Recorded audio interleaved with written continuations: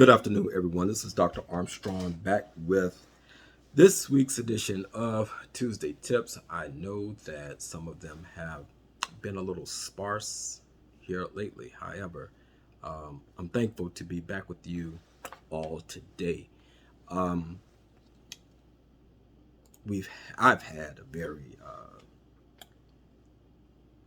eventful weekend, be it that it was my beautiful wife's birthday and anniversary on the same day, as well as Mother's Day, uh, in which all the wonderful mothers out there deserve a wonderful, wonderful, wonderful Mother's Day.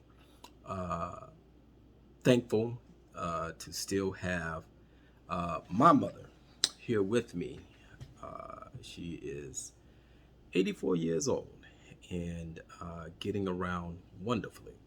And thank God that she's still here with us. And my loving wife is such a wonderful mother, stepmother, and she's just a loving person all around. And my dear sister, who was like my second mother, I'm for sure she enjoyed her Mother's Day as well. Um,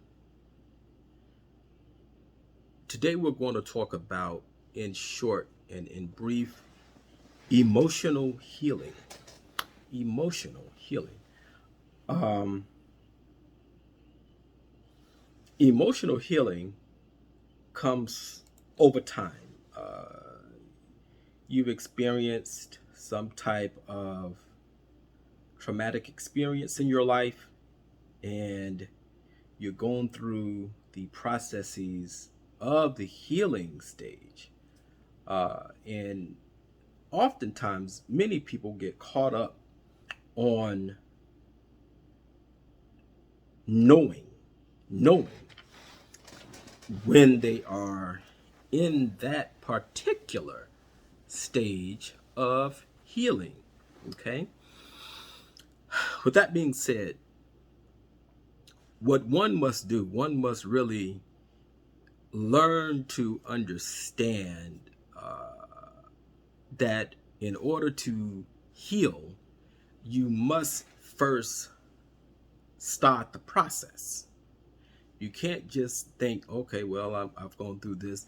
Now it's time to heal.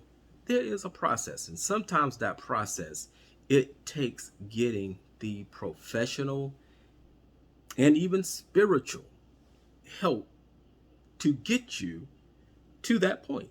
Okay. So what we want to look at here are a few signs, okay, that you are healing emotionally.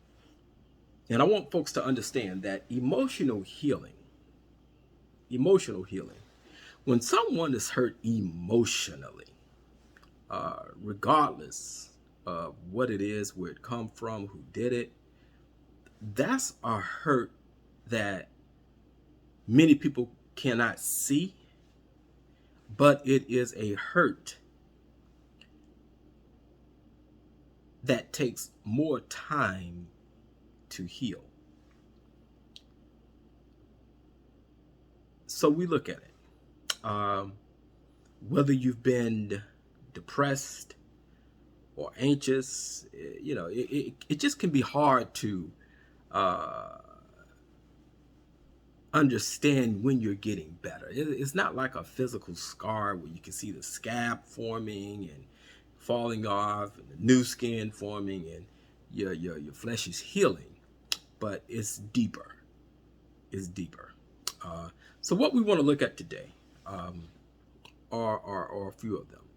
Oftentimes when a person is diagnosed, this method I don't particularly recommend, but sometimes it is needed, and that is medication. Some people need a psychotropic medication to help alleviate some of the signs of depression or symptoms of depression and anxieties and panic attacks. And as we are developing the ICD-11 now, we see that there are more comprehensive symptomatic forms of these behavioral issues. But oftentimes, a lot of people stop taking the medicine. they forget to take it because they're feeling fine.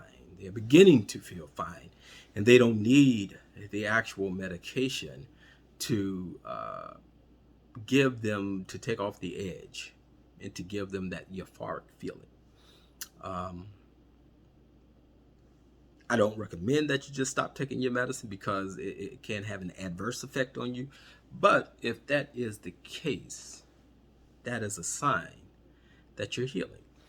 Uh, you find yourself singing along with the radio.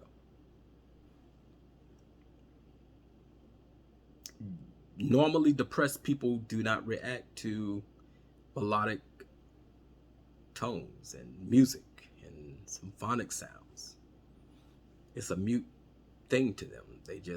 They totally ignore it.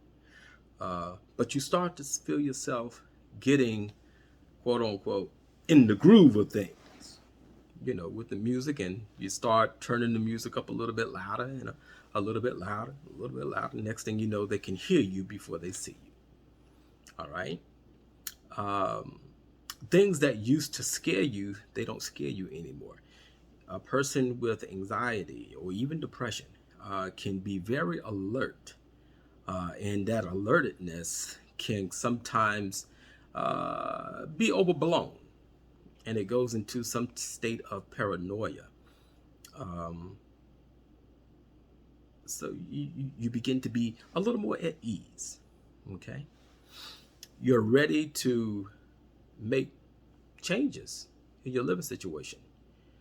You want to remodel the house, you want to get a new car, you feel like doing daily chores of some type. These are all signs of healing when you begin to engage in regular daily activities. Okay, you're able to take your disappointments in stride. Depressed people catastrophize disappointments. They are blown so out of proportion mentally and emotionally that disappointment becomes a state of futile interruption in their life. But once you begin to heal, the healing process, that healing process affords you the opportunity to say, okay, well, you know what? And reframe and restructure. And you say, hey, okay, I get it. That didn't work for me. I'm going to do something else. And you move on. And I think that's the biggest take on it. You learn how to move on. Some people are stuck at, if it ain't my way, if I didn't think about it, if it's not my idea, I'm not going with it. I don't care who it came from, where. Nah. You will never prosper that way, folks. Even though it could be a depressive state. And some people seek the attention. They seek the attention. They post things to get attention. Some people are looking for outside validation. Every little thing that you do, folks, does not have to be validated by someone. And you don't need all of the unwarranted attention. Just learn how to live in the present and just be you. If some people could ever learn how to do that, they would have a better life. But that's another video for another day. You understand that bad days are only temporary. We know in the religious world, there's a song, better days are coming. Bad days don't last always.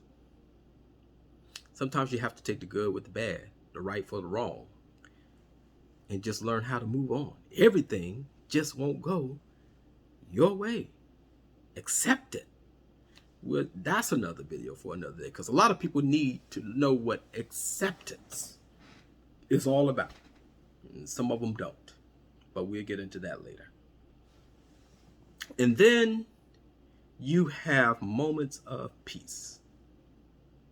moments of peace where you just have this calmness all around you and you're able to just be at peace.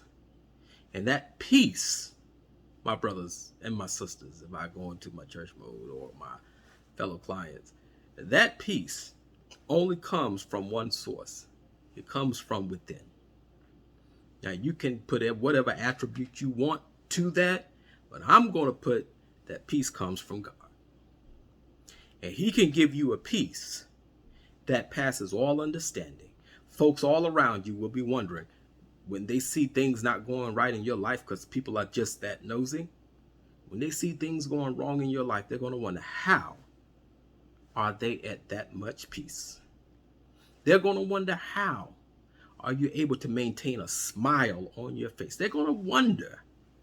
Let them wonder. But stay at peace. And do you not know when you're at peace, things tend to work out in your favor?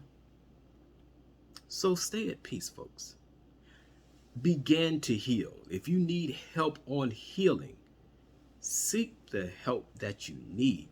Set the pride aside and learn how to heal. If you ever learn how to heal, you'll be able to heal.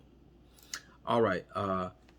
Just a little word here on the practice. I'm very proud that this practice is growing. I, Dr. Armstrong, I have made the executive decision to remain a virtual practice. I've gotten vaccinated. However, there are many who are not vaccinated. And me, for one, I put my family's safety first. So therefore, this practice will remain an online virtual practice. And I'm thankful to all my clients who are adapting to that process. And I look forward to helping you heal even more as time progresses on. And one day we'll get back to a norm, or we will create a new norm, and we will adjust and accept what is. So thank you, folks. Thank you all for listening in. I hope and pray that you have a wonderful, wonderful day. Take care.